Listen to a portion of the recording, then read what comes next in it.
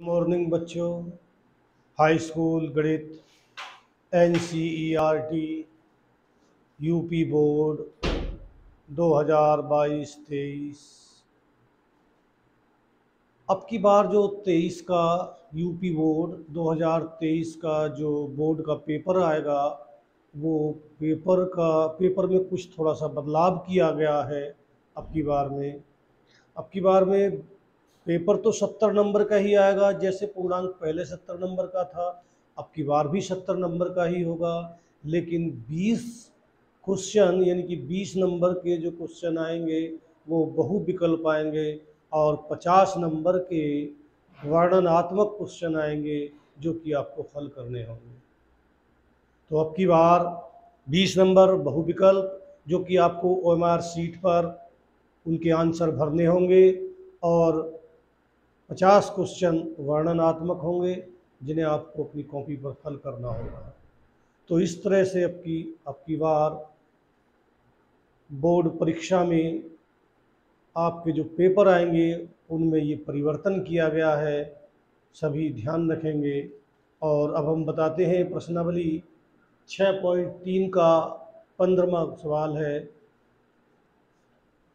लंबाई 6 सेंटीमीटर वाले एक ऊर्ध्वाधर स्तंभ की भूमि पर छाया की लंबाई 4 मीटर है, जबकि उसी समय एक मीनार की छाया की लंबाई 28 मीटर है। तो मीनार की ऊंचाई ज्ञात कीजिए। तो ये इस तरह से एक मीनार है, और ये मीनार की छाया है।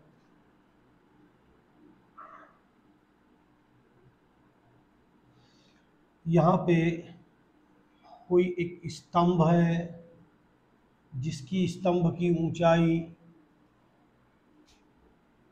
6 मीटर है।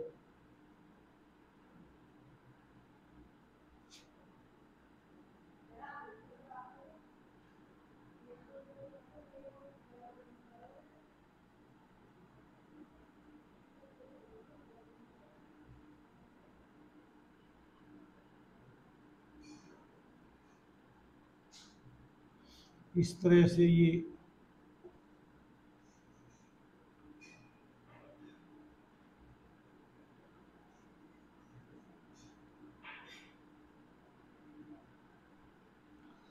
6 मीटर लंबी कोई स्तंभ है जिसकी ऊंचाई A और B है।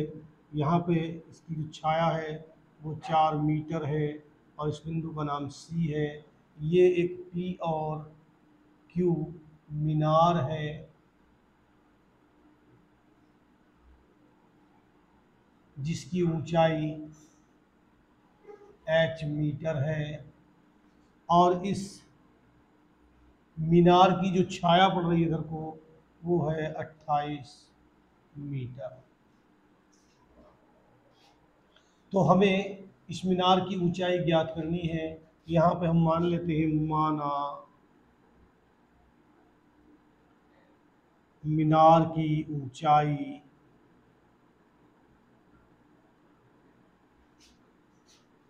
PQ बराबर H मीटर है, और CQ बराबर 28 मीटर, CB बराबर 4 मीटर, AB बराबर 6 मीटर है। अब हमारे पास दो त्रिभुज बनकर तैयार होते हैं। एक ये त्रिभुज है ABC, और एक त्रिभुज है PQC। हमारे पास दो त्रिभुज यहाँ पर बनकर तैयार हो रहे हैं, और दोनों ही त्रिभुज देखने में समरूप लग रहे हैं। तो हम देखते हैं 1 मिनट के लिए, यानी कि त्रिभुज ABC तथा त्रिभुज PQC में देखिए, दोनों ही, ये भी ऊर्ध्वाधर है और ये भी ऊर्ध्वाधर मीनार खड़ी हुई है, यानी कि दोनों के कोण 90 अंश के हैं। यानी कि कोण CVA बराबर कोण CQP के 90 अंश के हैं, इसलिए दोनों कोण बराबर हैं। और ये कोण C दोनों में उभयनिष्ठ है, यानी कि कोण C बराबर है कोण C जो कि उभयनिष्ठ है, इसलिए त्रिभुज ए बी सी समरूप त्रिभुज पी क्यू सी के। और जब दो त्रिभुज आपस में समरूप होते हैं तो उनकी संगत भुजाओं के अनुपात बराबर होते हैं, यानी कि उनकी संगत भुजाएं समानुपाती होती हैं। तो ए वी बटे पी क्यू बराबर होगा बी सी और बटे या सी बी बटे C Q. A B 6 metre है, पी क्यू की लंबाई हमें निकालनी है h, सी बी है 4 और सी क्यू है 28। 4 का ना 4 और 4 सत्ते 28, इनकी आड़ी गुणा कर लेंगे तो h बराबर 7 छंग 42 मीटर। तो मीनार की जो ऊंचाई है, मीनार की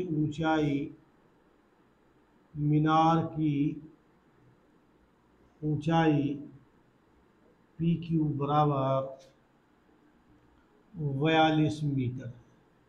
तो ये इसका प्रश्न नंबर 16। एडी और पीएम त्रिभुजों एबीसी और पीक्यूआर की क्रमशः माध्यिकाएं हैं, जबकि त्रिभुज एबीसी समरूप है त्रिभुज पीक्यूआर। तो सिद्ध कीजिए कि AB बटे PQ बराबर AD बटे PM है। तो यहाँ हमें सिद्ध करना है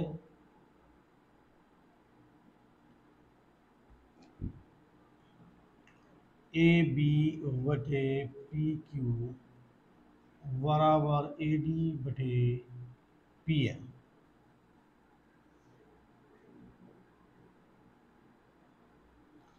त्रिभुज ए बी सी तथा त्रिभुज पी क्यू आर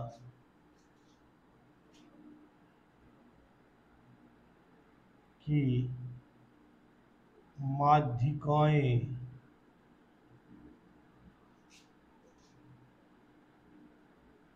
क्रमशः एडी तथा पीएम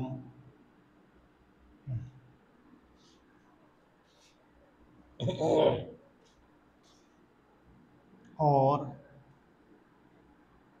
त्रिभुज ए बी सी समरूप है त्रिभुज पी क्यू आर है। तो यहाँ हम चित्र बना लेते हैं इनका।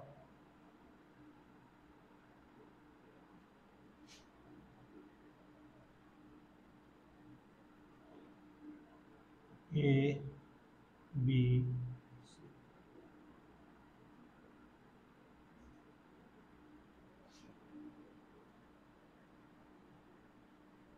पी क्यू एम आर, ये इस तरह से दो त्रिभुज हैं और दोनों त्रिभुजों में हमें ये सिद्ध करना है। अब त्रिभुज ए बी डी तथा त्रिभुज पी क्यू एम में कोण बी बराबर कोण क्यू। त्रिभुज ए बी सी समरूप है त्रिभुज पी क्यू आर के, इसलिए ये दोनों कोण बराबर हैं, यानी कि अर्थात कोण ए बी डी बराबर कोण पी क्यू एम के।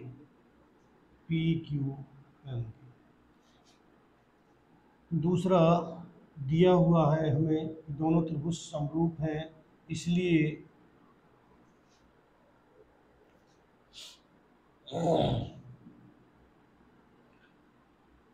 इसलिए इनकी भुजाएं यानी कि ए बी, दोनों त्रिभुजों की भुजाएं समानुपाती होंगी, यानी कि ए बी बटे पी क्यू बराबर होगा बी सी बटे क्यू आर के। ये भी क्योंकि दोनों त्रिभुज समरूप हैं इसलिए।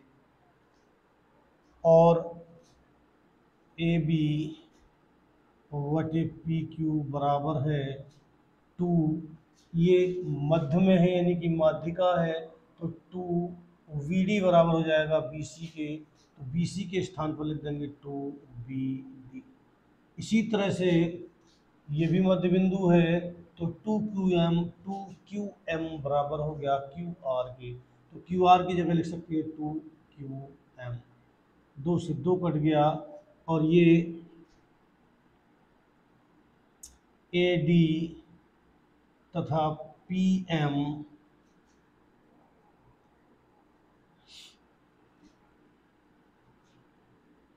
डी तथा एम, डी कोमा एम भुजाओं B C comma Q R के मध्य बिंदु हैं।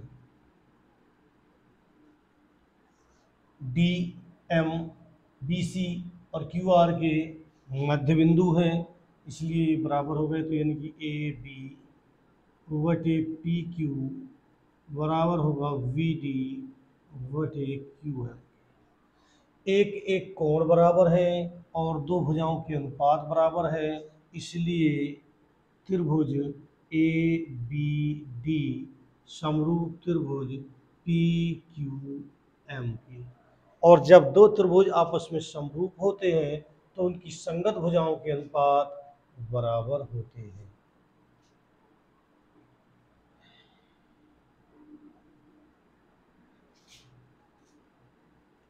D comma M